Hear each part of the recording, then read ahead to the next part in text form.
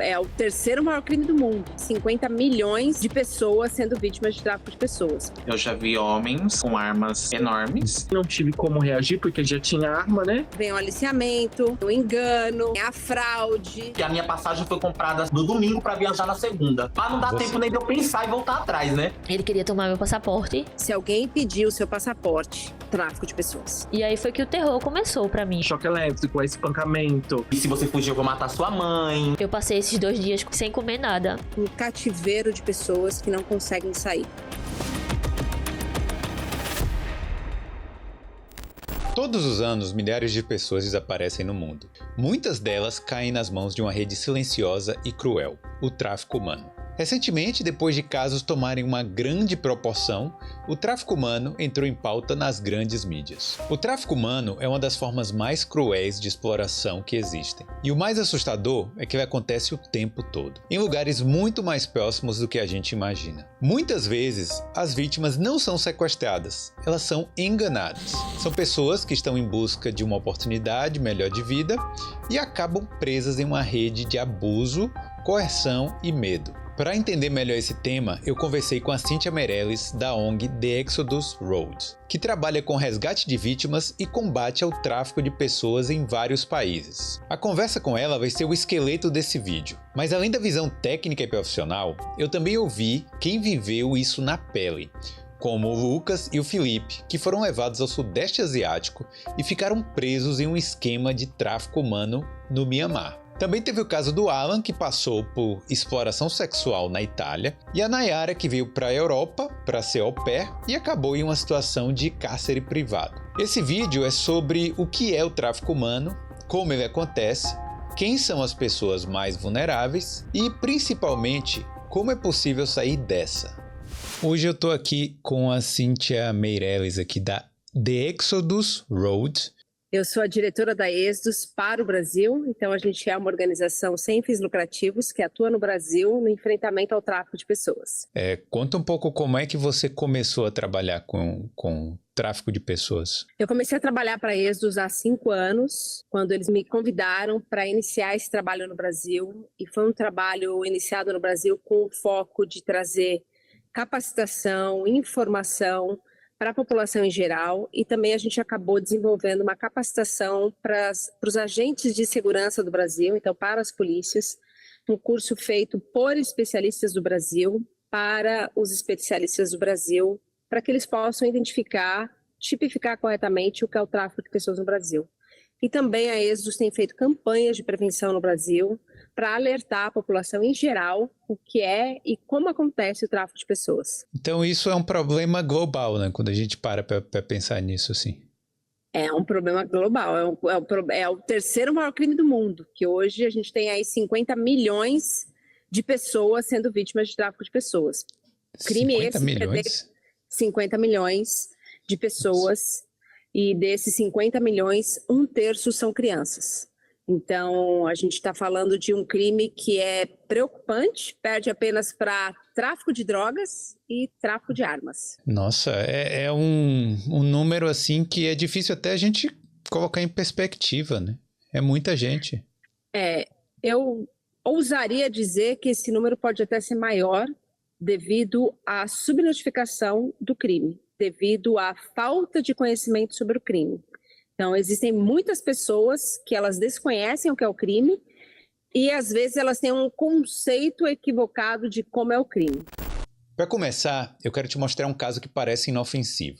Mas é exatamente assim que muitas histórias de tráfico começam. A Nayara veio para a Europa para trabalhar como au pair na Bélgica. O combinado era cuidar do filho de um pai solteiro. Mas ela veio como visto de turista, direto com a família, sem agência, sem contrato e sem rede de apoio. E uma semana depois de chegar, ela já dormia em cima do passaporte, com medo de que ele fosse tomado. E eu dei match com a família da Bélgica. E aí, tipo, foi tudo dando certo, assim. Eu passei 6 meses conversando com esse cara. E ele tinha 3 crianças. E aí a gente foi conversando. Eu vi as crianças no vídeo. Eu pesquisei sobre a vida dele. Eu fui vendo tudo que poderia pra me proteger, pra eu ir segura. De qualquer forma, você tava fazendo isso por conta própria? Você não tinha uma agência, não tinha uma agência, não tinha nada, não. Fiz todos os processos que tinham pra o visto.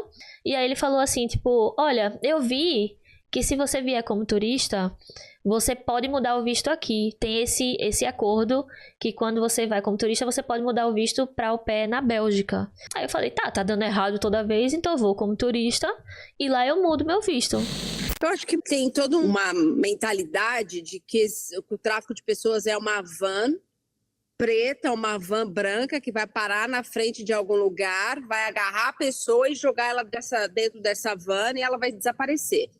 Não estou dizendo que isso não possa acontecer, pode, mas não é como o crime acontece. O crime acontece de forma muito mais sutil e muito mais bem elaborada do que essa. Hoje o crime ele acontece com um convite para um trabalho, um convite para uma oportunidade de carreira, uma viagem internacional ou mesmo uma mudança de emprego dentro do próprio país. E aí vem o golpe. Então a pessoa ela recebe um convite enganoso, que até então ela não sabe, ela aceita essa proposta, ela sai desse local, ela vai para esse trabalho e quando chega lá ela é explorada. Eu sempre achava, sei lá, que ele é um louco, não sei o quê. E eu fui, tipo, olhando as coisas e pra mim parecia tudo normal, aparentemente, né? Então, beleza, vendi todas as minhas coisas. Me mudei pra Bélgica, tipo, me despedi de todo mundo, tava uma felicidade. Todo mundo, boa sorte, que legal que você vai morar lá. E quando eu cheguei lá, ele tava com uma rosa me esperando no aeroporto. Aí eu fiquei, tipo... Cara, que estranho. E aí eu agradeci, conheci a tia dele que cuidava das crianças. E aí a gente foi pra casa dele. E aí foi que o terror começou pra mim, assim. Ele tinha me dito que ele era divorciado e que ele não sabia onde a esposa tava. E aí eu pensei, tipo, sei lá, vai que ela não quer contato com ele, brigaram, não sei, não vou me meter porque é a vida do cara. Só que quando eu cheguei lá, ele me mostrou um armário. Ele disse, aqui estão todas as coisas da minha mulher, você não toca. Como que ele é divorciado e as coisas dela estão aqui? Então, aí que eu percebi que ela tinha fugido de casa. Ela fugiu e abandonou os 3 filhos. Daí eu já comecei a ficar com muito medo, sabe? Tipo, nenhuma porta tinha chave. Nem o banheiro? Nada tinha chave. Era tudo destrancado. Ele tudo gritava, ele ameaçava as crianças o tempo todo. Ele ameaçando as crianças. E eu falava com a minha família o tempo todo. Eu falei, esse cara é um louco. Ele tá gritando com as crianças o tempo inteiro. E aí ele foi me mostrando o que tinha pra fazer na casa. E eram tarefas que não são de uma au pair. Isso. É tipo, tarefa de uma pessoa, uma empregada doméstica. E aí, quando eu fui falar com o pai da família, olha, eu tenho um final de semana de folga, porque eu trabalhei a semana. Aí ele falou assim, mas eu achei que fosse diferente, porque você veio como turista. Não achei que você ia ter folga. Juro a você, ele falou isso, desse jeito. Vai ser o quê? Uma escrava no lugar? Basicamente. Era isso que ele queria. Eu acho que ele queria isso, na real, assim. E o que é o crime de tráfico de pessoas? O crime é quando a gente tem por objetivo explorar. Então, ele pode... Vem o aliciamento, vem o engano, vem a fraude para a exploração. E o que é essa exploração? Pode ser sexual, pode ser laboral, pode ser para tráfico de órgãos, pode ser para casamento servil, toda a finalidade de exploração. E, infelizmente, essas modalidades têm se aumentado. Então, é quando um ser humano explora o outro. E isso é tráfico de pessoas. Aquilo começou a me afetar emocionalmente. Eu comecei a ficar nervosa. Eu falei, eu quero ir embora. Preciso ir embora dessa casa. Só que as crianças se apegaram muito a mim, sabe? A gente ficou muito unido. Eu e as 3 crianças. Então, eu ficava, tipo, com pena de deixar eles lá sozinhos. Mas, ao mesmo tempo, eu queria me proteger deles. Sabe? Eu fiquei muito nessa... Foi muito ruim, assim, esse sentimento. Eu acho que, inclusive, meu marido falou que desse jeito que ele fez de me trazer pra cá, esse visto que nunca dava certo, isso é tráfico humano. Pra você prometer a alguém que a pessoa vai trabalhar e a pessoa chega lá e você não resolveu os documentos da pessoa. Eu não sabia disso, quem me disse foi meu marido, porque ele é alemão. Então, eu passei por essa situação, assim, sem saber o que estava acontecendo na real, sabe? Eu sempre digo que a subnotificação do crime existe porque não existe denúncia. Porque as pessoas não sabem que estão sendo vítimas do crime. Existem poucas coisas que nos paralisam. Um dos maiores fatores que paralisa qualquer ser humano é o medo. O medo não pode nos paralisar. Porque o medo, ele nos paralisa da gente ser livre, ele nos paralisa da gente dar um passo adiante. E aí eu falei pra ele, né? Você tem uma semana pra arrumar alguém, porque eu tô indo embora.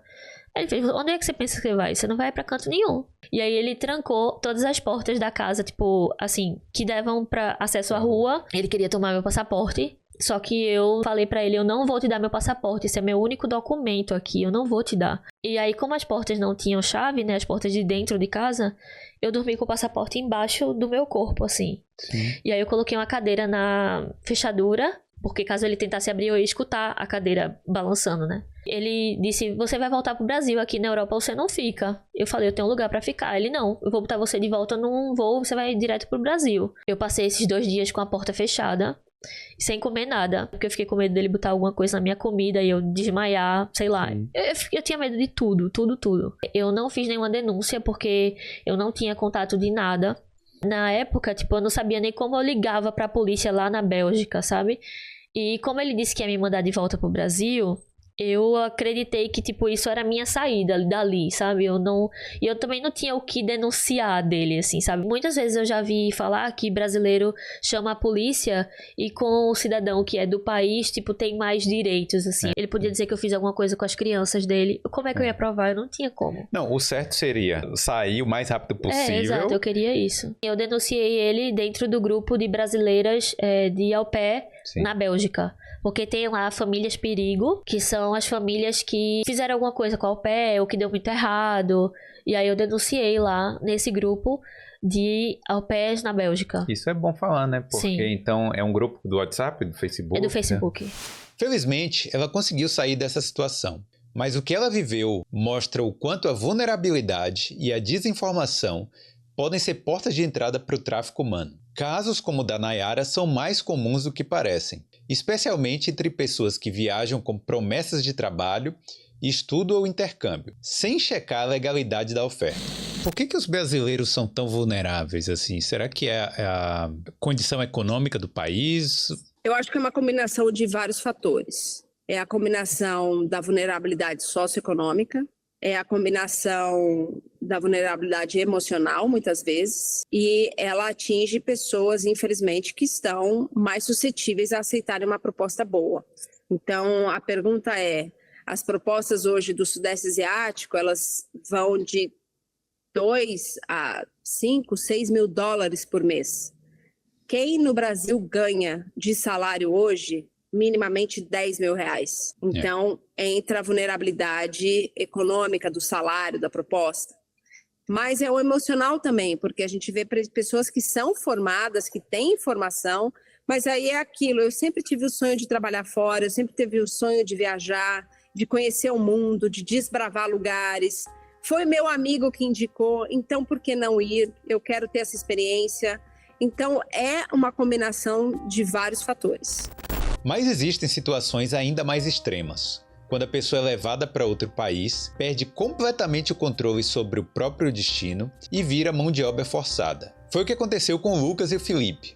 Eles receberam uma proposta de trabalho no Sudeste Asiático, mas acabaram sendo levados para dentro de um esquema de tráfico humano na fronteira do Mianmar. Lá, eles foram obrigados a trabalhar em condições degradantes, sem poder sair, sob ameaça constante. Eles eram obrigados a praticar golpes online contra pessoas do Brasil e de outros países. O relato deles mostra a dimensão de uma rede internacional que movimenta bilhões de dólares e prende pessoas de todos os países, inclusive os brasileiros. Bom, eu já estava na Ásia, já fazia 1 ano. No trabalho que eu estava, eu acabei saindo e eu fui para Tailândia. Fiquei 1 mês, trabalhei em um hostel, até que surgiu essa oportunidade via Telegram, onde tinha vagas tanto para Tailândia, Filipinas, Dubai, em vários lugares. Essa proposta era para fazer qual tipo de trabalho mesmo? Era um atendimento ao cliente. Quando eu estava conversando com ele, eu me senti mais à vontade porque ele falava uma língua que eu falo, que é o espanhol. Então eu pude sentir uma conexão, né? Eu cheguei a fazer entrevista, deu tudo certo, passei, até que um carro foi me buscar. Num certo momento, primeiro mudou de um carro, depois foi para um outro carro, depois um terceiro carro, depois a gente teve que pegar um barco. Aí no barco já foi onde eu senti que tava realmente algo muito estranho, porque passando pro outro lado, eu já vi homens com armas enormes e as placas elas já não estavam mais em tailandês. E o Felipe, foi a mesma proposta que recebeu? Então, a minha proposta, ela foi diferente. O meu foi através do Telegram também, eu tava no Uruguai. E no Uruguai, o custo de vida é bem caro em comparação ao salário que eu estava ganhando.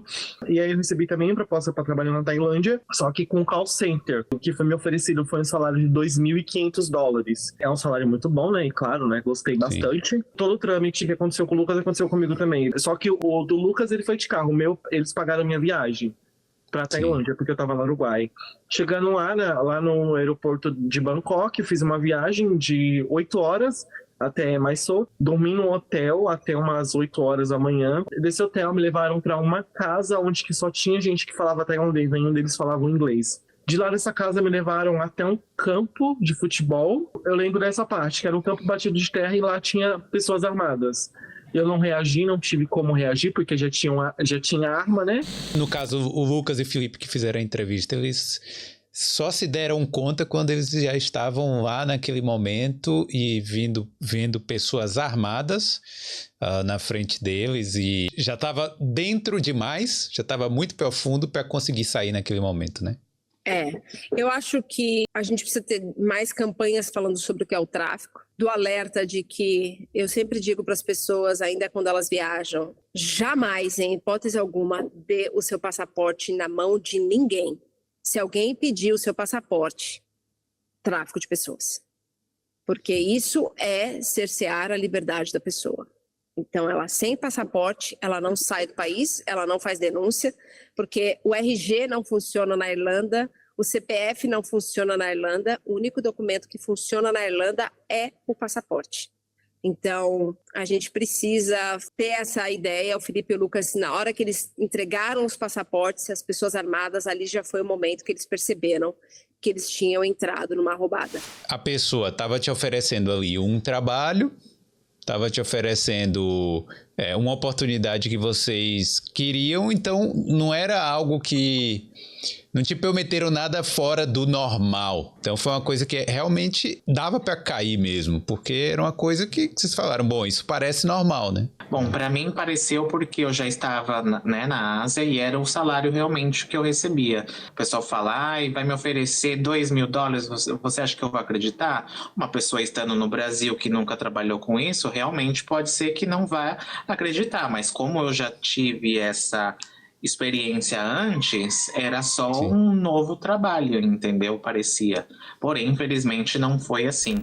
O caso deles também ajuda a entender algo fundamental. O tráfico humano não acontece só com quem é ingênuo. Ele acontece com quem busca oportunidade, mas cruza com pessoas que se aproveitam do sonho alheio. Qual é o principal perfil da vítima? Olha, exploração sexual, mulheres, jovens. Laboral são homens. Para o que você entrevistou, o Felipe e o Lucas são jovens, com qualificação, que falam inglês, que têm sonhos de trabalhar e morar fora e que caem no golpe de um trabalho dos sonhos, com salário muito bom, com viagem paga e moradia. Sempre o perfil da vítima vai ser a isca, o sonho. Sempre vai ser o sonho. Eles são profissionais em saberem o que a pessoa quer escutar, não é isso? Eles pegam a sua fraqueza. Qual é a fraqueza de todo mundo? O sonho. Porque quando a gente sonha, a gente baixa a guarda. A gente acredita que aquilo é tudo que a gente sonhou. É tudo que a gente sempre quis na vida. Então, eu quero ser jogador de futebol. Era o meu sonho ser jogador de futebol na Europa. Eu queria ser modelo. É o meu sonho ser modelo na Europa. Eu queria ter um trabalho que me pagasse, me reconhecesse para o meu salário. É o meu sonho. Eu queria ter um salário para trabalhar, para eu poder comprar uma casa para os meus pais, para eu dar o mínimo para os meus pais. É o meu sonho. E aí essas pessoas acabam deixando de lado até conselhos de outras pessoas, até deixa de lado até o próprio julgamento, né? Se o que tá... Será que aquela oferta é verdadeira? A pessoa para de pensar nisso, né? As pessoas precisam questionar, sempre. É real? Por exemplo, recebi uma proposta para ir trabalhar na Tailândia. Todo mundo sabe que para você ir trabalhar em outro país, você precisa ter visto de trabalho. A empresa precisa existir. Tem um organograma de quem é o CEO, quem é o presidente, quais são os valores, quais são as missões da empresa. Toda empresa tem site. Toda empresa tem um funcionário que saiu e falou bem ou falou mal. Então, o que a gente diz? Google básico, vai dar um Google. Opa, estou recebendo uma proposta para trabalhar, mas a empresa não me mandou carta de visto de trabalho. Opa, isso aí já é um flag. Não é real. A empresa não tem site, me levou a comunicação do WhatsApp para o Telegram. Nenhuma empresa trabalha dessa forma. O contrato não tem nada que seja... Desde o logo da empresa, desde as assinaturas, telefones, endereço. A empresa X me contratou. Qual é o telefone da empresa? Tem telefone? Não, não tem telefone. Nenhuma empresa séria só vai ter Telegram. Não funciona assim. Então as pessoas, elas precisam lembrar disso. De que se não for real, de que não tiver, não caiam nessa armadilha, porque vai ser um pesadelo. Esse em específico que a gente estava era uma base central onde tinha as empresas em si, tinha um outro prédio interligado que era a parte de cantina e mais lá para trás 3 prédios que eram as acomodações da gente. Então era um lugar grande até, né? Sim, era enorme, porém era realmente no meio do nada. Se você olhasse para cada parte era mato, né? Era montanha que a gente via. Parecia uma base militar mesmo, né? E tinha um grito de guerra também, a gente tinha que cantar. Eles chegavam, eles passavam um roteiro, a gente tinha 2, 3 dias para decorar, né?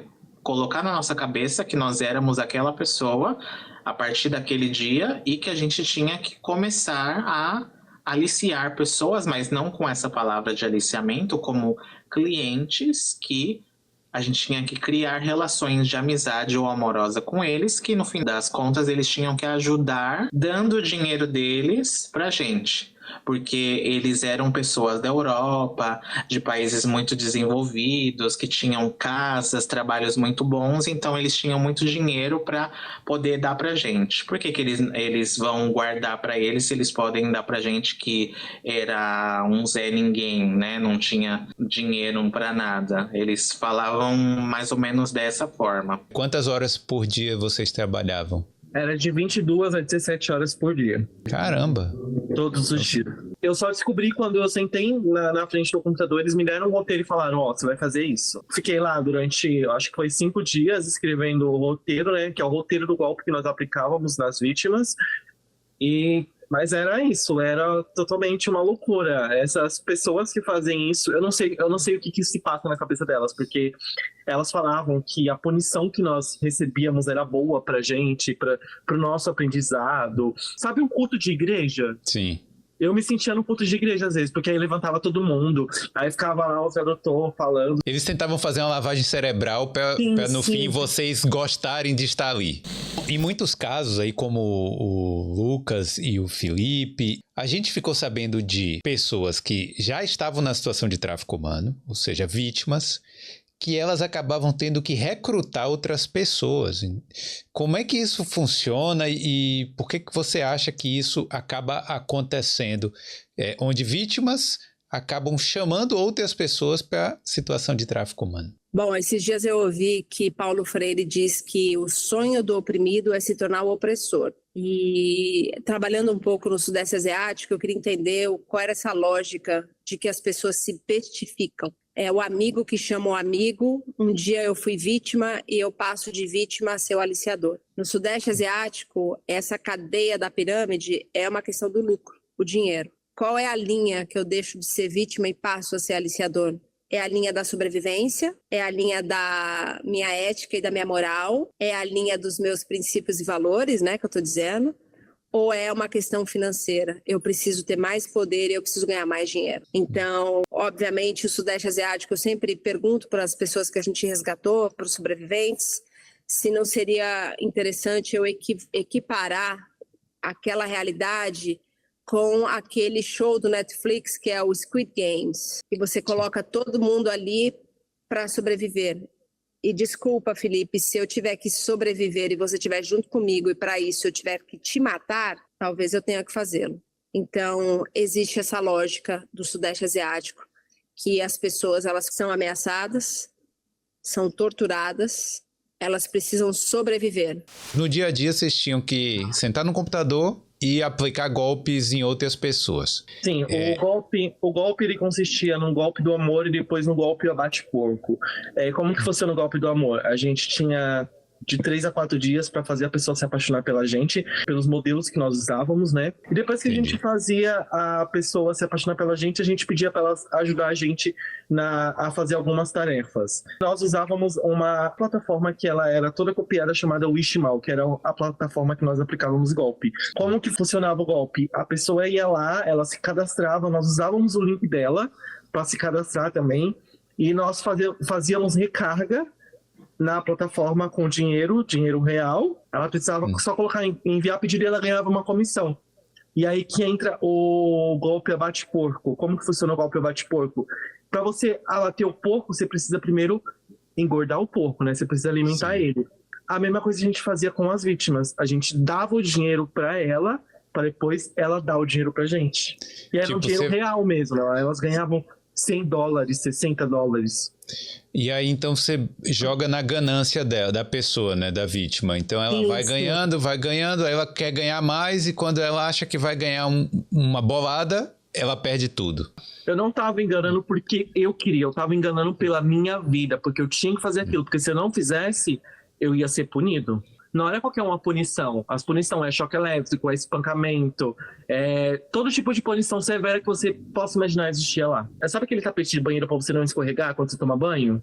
Sim. Tinha um tapete desse lá, só que eram com tipo uma espécie de prego. E aí você subia lá em cima, aí você fazia agachamento, ou no caso do Lucas, ele teve que ficar com o galão de água assim no ombro e ainda em cima desse tapete de prego. As coisas que a gente passava lá, eu acho, para mim eu estava no manicômio porque eles eram realmente muito loucos. O Sudeste Asiático é uma situação bastante complexa, bastante complicada de lidar, porque ele é dominado por grupos armados, polícias corruptas e, no topo de tudo isso, a máfia chinesa que domina toda aquela região de Laos, Camboja, Mianmar, com prática de golpes cibernéticos. Então, os golpes que todo mundo recebe pelos celulares, desde plataformas de cripto que vão dar uma rentabilidade de 1000% de lucro, até relacionamentos amorosos, até presentes, porque assim, eles têm várias formas de atuar, mensagens que a gente recebe, jogos do tigrinho, tudo vem do Sudeste Asiático.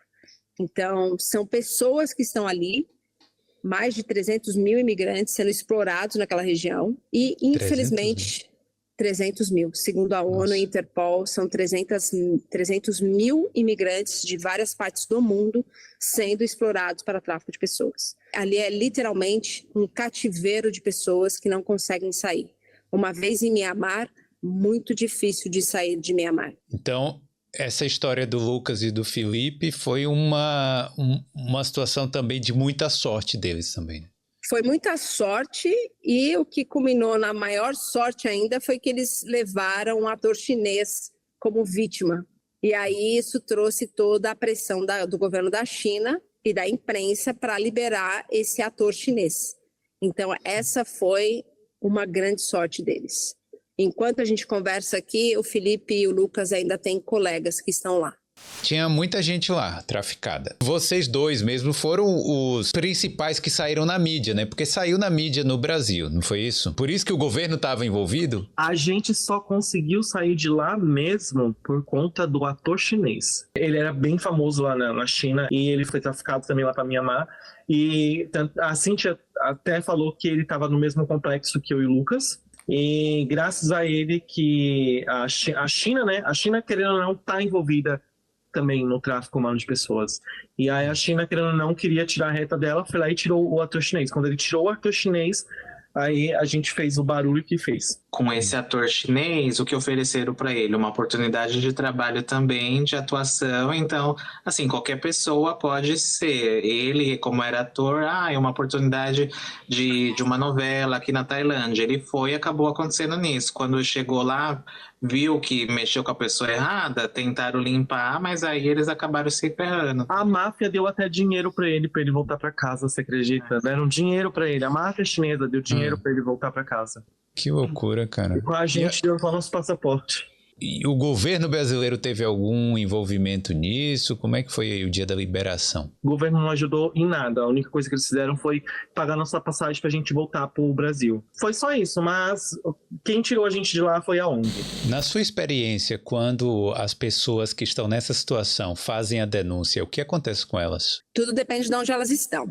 Se isso acontece no Brasil, nos papéis, nos fluxos do Brasil, vão dizer que essa vítima será acolhida, que ela vai ter um acolhimento psicológico, mas na prática, dependendo do local onde ela chega no Brasil, ela não vai receber isso do governo, tá? Inclusive, na Irlanda, uma vítima brasileira, o governo da Irlanda oferece o repatriamento para o Brasil, se essa vítima desejar, e ela vai ter todo esse cuidado. Já se for uma vítima que peça essa ajuda ao governo brasileiro, os procedimentos são bem mais burocráticos e não são tão rápidos assim. Nem todo tipo de tráfico humano envolve trabalho forçado ou cárcere. Em muitos casos, a exploração acontece de forma psicológica, emocional e sexual. E pode ser ainda mais difícil de perceber ou de escapar. O Alan foi para a Itália em busca de uma vida nova, mas o que parecia uma oportunidade acabou virando uma rede de exploração sexual, onde ele perdeu o controle sobre o próprio corpo, sobre o que podia ou não fazer. Então, eu trabalhava no Burger King em São Paulo. Eu trabalhava, estudava e o meu salário era tão pouco, mas era tão pouco realmente que eu não conseguia nem mesmo ajudar dentro de casa com o que eu ganhava. Eu ganhava cerca de R$700 por mês. As coisas foram ficando cada vez mais difíceis para mim no Brasil. Eu conhecia uma senhora trans no Brasil, nós éramos muito amigos e a gente conversava muito, bastante, assim. Eu tinha uma amizade muito próxima com ela. E aí ela me ligou desesperada, chorando e me contando a situação dela, como era na Itália, né? Ela tinha ido para a Itália com uma dívida de 10 mil euros, que ao final se tornaram 12, que se tornaram 15, e ela estava contando que ela não ganhava, o inverno era muito rigoroso quando ela chegou na Itália e ela tinha que trabalhar na rua. Então, trabalhar na rua para ela era muito pesado. Até que ela chegou no ponto de dizer assim: mas você é jovem. Na época eu tinha 21 anos. Você pode vir e eu tenho certeza que você ganharia muito mais do que eu. Se você quiser essa oportunidade, eu posso conseguir para você. E você pensou o que exatamente nessa hora? Eu não pensei muito. Eu falei, eu quero. Eu não sei, eu não posso falar por todos, mas principalmente na minha situação, tudo que você escuta no Brasil é um sonho. Você vai chegar aqui, você vai casar, você vai ter documento, você vai ganhar rios de dinheiro, você vai no mercado com 100 euros e você vai comprar o mercado inteiro. Então aquilo para mim era um sonho, é um sonho de qualquer pessoa pobre poder entrar dentro do mercado e comprar aquilo que quer.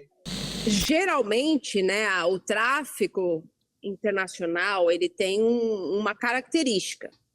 A gente poderia dizer que a maioria das vítimas são para exploração sexual. Então, o Brasil, ele tem uma rota de exportar mulheres para exploração sexual para a Europa.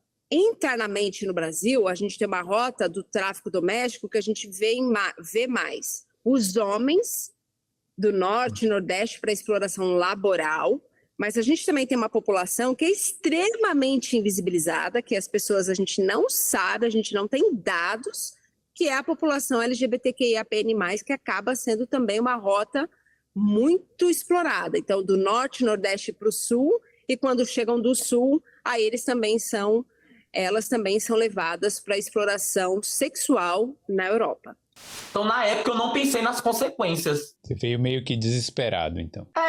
Meio que desesperado. Então, essa pessoa me ligou, falou da dívida dos 10 mil, falou, olha, são 10 mil euros, mas não me explicou onde eu moraria, não me explicou como funcionaria, não me explicou onde eu trabalharia, não me explicou absolutamente nada. E eu comecei a conversar com essa pessoa 15 dias antes de vir para a Europa. Porque a minha passagem foi comprada, assim, do domingo para viajar na segunda. Você não sabia que ia ser tão rápido assim? Não sabia, eu não imaginava. Mas não dá tempo nem de eu pensar e voltar atrás, né? Eu voei de São Paulo para Dubai, de Dubai para Istambul, de Istambul para Firenze, na Itália. Eu vim com mais 5 meninas, todo mundo se conheceu no aeroporto. E a gente foi para uma casa numa província, chama-se Viareggio, na Toscana. E nessa casa, quando eu cheguei, já tinham mais outras 3 meninas. Eu fui trabalhar na rua, eu não podia sair de casa, eu não podia ir no posto de saúde, eu não podia ir no médico, eu não podia fazer absolutamente nada que não fosse ir da rua para casa. E outra coisa, eu não poderia nem ir na polícia, se caso me acontecesse alguma coisa, porque essa pessoa que me trouxe, ela tinha muitos envolvimentos com a polícia da cidade. Então, a polícia da cidade sabiam absolutamente tudo o que acontecia ali. Eu fiz recentemente alguns vídeos sobre tráfico humano e um específico sobre exploração sexual. As pessoas que assistem, elas falam assim, mas fulano sabia o que estava indo fazer na Europa. Isso ainda se caracteriza tráfico humano quando a pessoa sabe que ela está indo fazer prostituição, no caso? Eu acho que a gente precisa desmistificar dois pontos. O primeiro deles é a profissional do sexo. Então, a gente está falando aqui a mulher ou o homem que é profissional do sexo. Essa pessoa ela está indo para uma profissão, para um trabalho. Se ela recebe o valor do trabalho dela diretamente, sem intermediário, tá tudo bem. Isso ela respeitando a legislação de cada país, porque eu sei que cada país tem a sua legislação para profissionais do sexo. Tráfico de pessoas é quando tem um intermediário recebendo valores pelo trabalho dessa profissional do sexo, ainda que seja com consentimento, ainda que essa pessoa tenha ido. Se ela foi, mas tem um terceiro que está sendo o cara ou o cafetão, a cafetina que está explorando, é tráfico de pessoas. E como isso acontece? O aluguel pago, a casa que mora, o remédio que dá. Então, muitas vezes eles não querem colocar denúncia porque mas a minha tia é muito boa comigo. Mas meu tio, ele cuida de mim, ele me levou no médico, ele pagou a minha passagem. Isso é tráfico de pessoas. E no caso dessa, por exemplo, uma entrevista que a gente fez recentemente aqui, que a pessoa foi e ela teve a passagem paga, e aí quando chegou lá, ela já chegou com uma certa dívida lá. E aí depois dessa dívida, teve o passaporte retido, e aí não podia sair da casa, não podia fazer nada sem autorização desse grupo. Isso aí não é uma situação de, como você falou, não é um profissional do sexo normal que simplesmente está fazendo ali porque quer, não é isso? Não, isso é tráfico. O modus operandi do tráfico de pessoas é a exploração. Como ele funciona? Eu vou te convidar, eu vou pagar alguma coisa para você, pode ser a passagem, pode ser o hotel, pode ser a alimentação, pode ser a casa. Você vai trabalhar num trabalho que eu vou te dar e aí o seu salário ele vai ser descontado porque você tem uma dívida comigo. Só que essa dívida, da lógica, ela sempre aumenta. Ela nunca é quitada. E ela é cerceada a liberdade dela. Como? Tirou o passaporte e acabou. Para uma pessoa que está fora do país, sem o passaporte, ela não sai. Então, isso é tráfico de pessoas e precisa ser feita a denúncia. E tem um outro caso que a gente vê muita vulnerabilidade dos imigrantes, que é a vulnerabilidade da falta de documentação, são os indocumentados.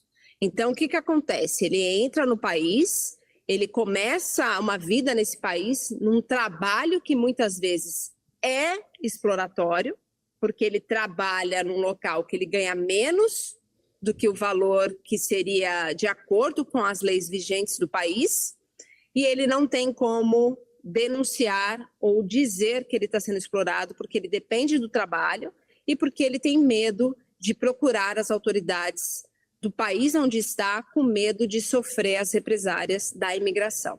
Então a gente também tem que tomar muito cuidado com isso, porque tem muita gente usando dessa vulnerabilidade dos imigrantes para exploração laboral. E isso pode e deve ser configurado como tráfico de pessoas. Você chega literalmente com a dívida de 10 mil euros. Sim, não, a sua dívida em si, ela é só 10 mil euros. Porém, você paga 300 euros de casa por semana, mais 200 de comida, mais 150 de táxi e mais o anúncio, que o anúncio pode chegar aí a 200 euros por semana. Então, você tem que dar naquela semana os 1.000 euros dos semanais que você tem para pagar tudo em casa, relativo à casa, e pelo menos mais 1.000 euros da sua dívida. 2.000 por semana. E era uma coisa que não se ganhava na época mais, 2.000 por semana. Você se sentia vigiado o tempo inteiro? Me sentia. E mais que isso, eu me sentia ameaçado o tempo inteiro. Aquela coisa de, se você fugir, eu vou matar sua mãe. Aquela coisa de, se você fugir, eu sei onde sua família mora. E você tem que entender que essa vítima, ela sofre abuso emocional e físico muitas vezes. E essa dominação emocional é a maior preocupação, porque essa violência, ela te destrói como ser humano. Você acredita que você é aquilo mesmo. Você acredita que você tem que estar ali para aquilo mesmo. E você não consegue enxergar fora daquela realidade. Você não tem nem esperança de que alguém vai te olhar e vai te trazer a liberdade. Durante a conversa com ele, dá para sentir o quanto o tráfico sexual destrói por dentro. E como sair disso exige não só coragem, mas também apoio, acolhimento e o tempo para se reconstruir. Eu acho que era mais assustador estar em casa do que estar na rua. Então, eu tinha um cliente, esse cliente, ele era um padre, ele era um cliente muito gente boa comigo, muito gente boa, ele sabia da minha dívida, ele sabia de tudo que eu passava. Ele foi ao meu encontro, eu chorava muito, e ele falou pra mim assim, como é que a gente vai fazer? Eu disse, olha, eu tenho que fugir, mas meu passaporte tá em casa. Eu não podia levar passaporte pra rua. Ele falou assim, então eu vou na sua casa como se eu fosse um cliente seu. A gente entra no quarto, você pega seu passaporte e a gente sai. E assim foi feito. Eu cheguei em casa, ele pagou como fosse um cliente, peguei meu passaporte, fiz uma média com ele no quarto para dizer que ele estava comigo e saí com ele de volta para a rua. Ele me deixou na estação, ele me deu 200 euros e comprou uma passagem de trem para mim para Milano, que era o único lugar que eu conhecia que tinha um consulado brasileiro. Antigamente eu chorava muito, assim, quando eu contava para as pessoas a minha situação. Hoje em dia eu acho que eu superei, eu não me sinto mais uma vítima, mas uma pessoa que venceu.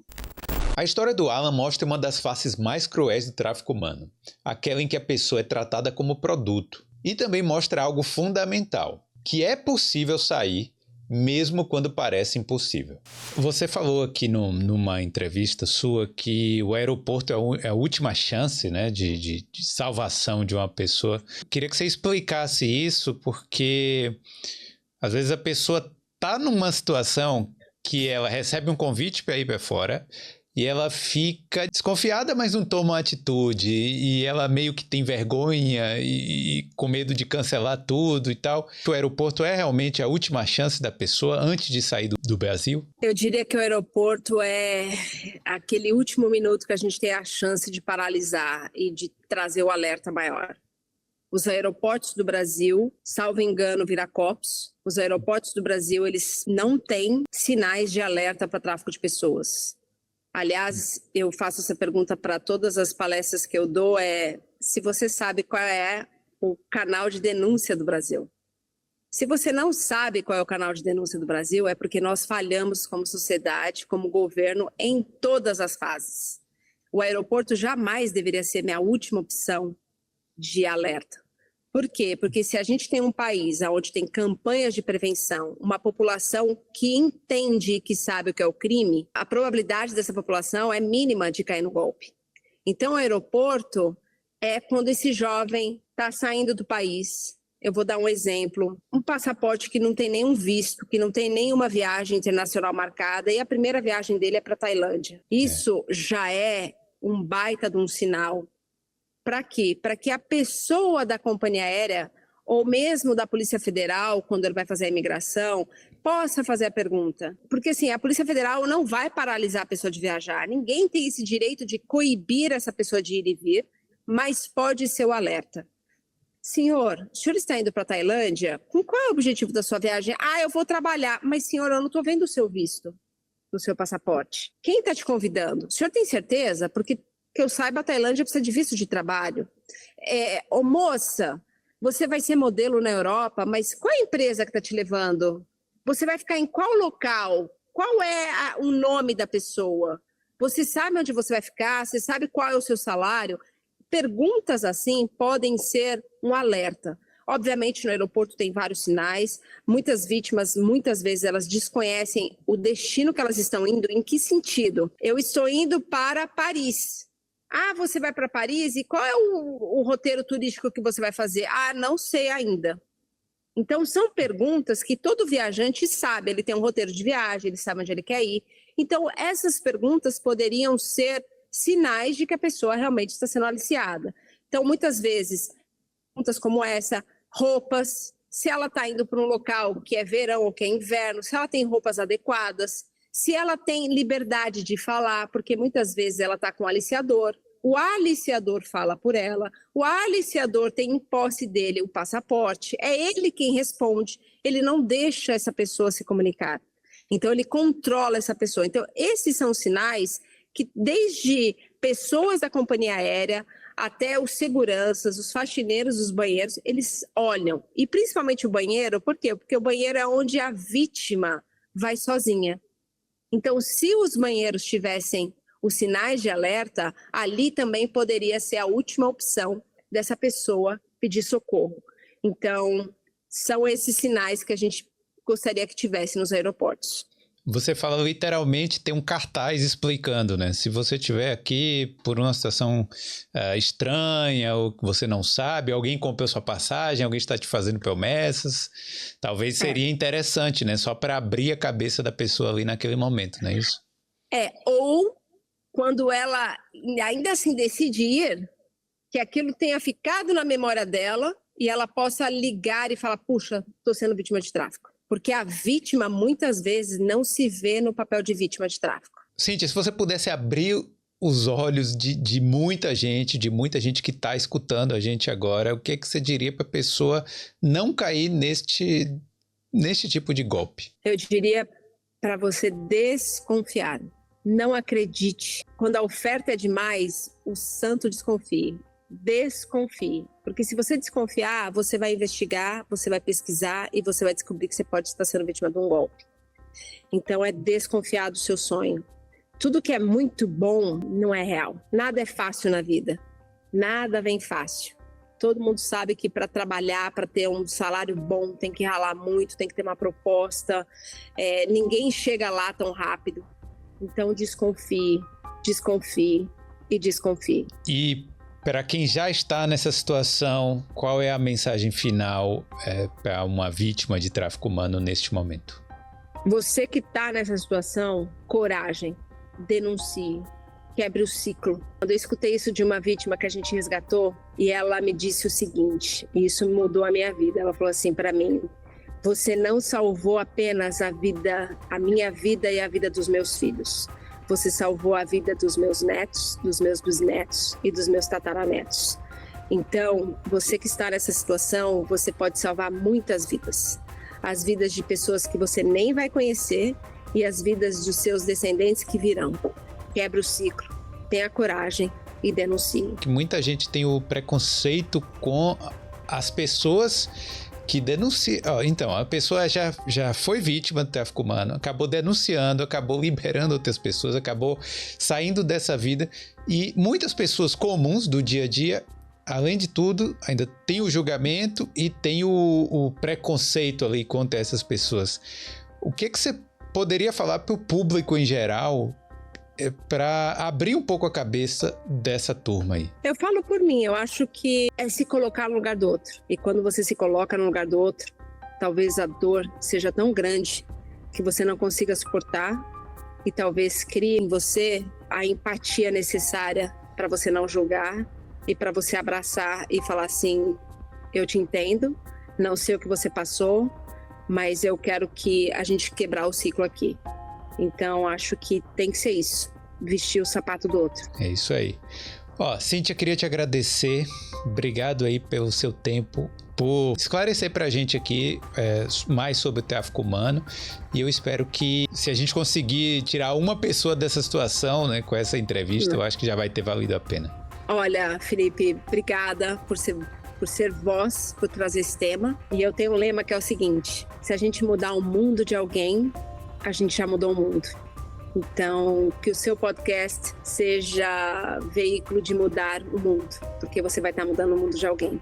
Desde aquele que ouve para saber o que é, desde aquele que ouve para se despir do preconceito, desde aquele que ouve para ter a coragem de colocar a denúncia. Muito obrigada. Eu que agradeço, e eu queria falar para as pessoas para conhecerem o trabalho da The Exodus Road. Vou deixar o link aqui, o site também na descrição deste episódio, para você poder entrar e conhecer o trabalho deles. Então é isso, obrigado, Cíntia, valeu demais. Muito obrigada.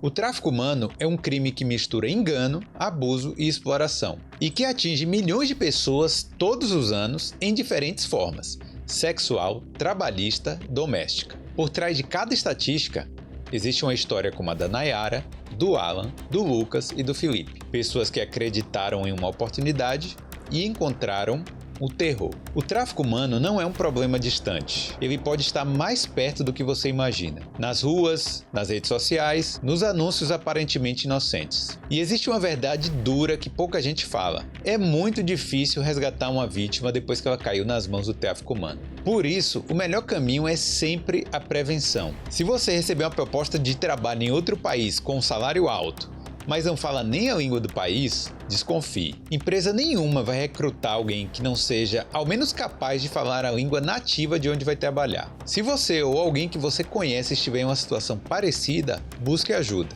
E o mais importante, fale sobre isso, porque quanto mais a gente entende como o tráfico humano acontece, mais difícil ele se torna para quem tenta praticá-lo. Meu nome é Felipe Cardoso e esse foi mais um episódio do Boulder Podcast, onde a gente conta histórias de brasileiros que tomaram a decisão ousada de sair do país. Se esse vídeo te ajudou de alguma forma a entender melhor esse tema, compartilhe. Isso pode literalmente salvar uma vida.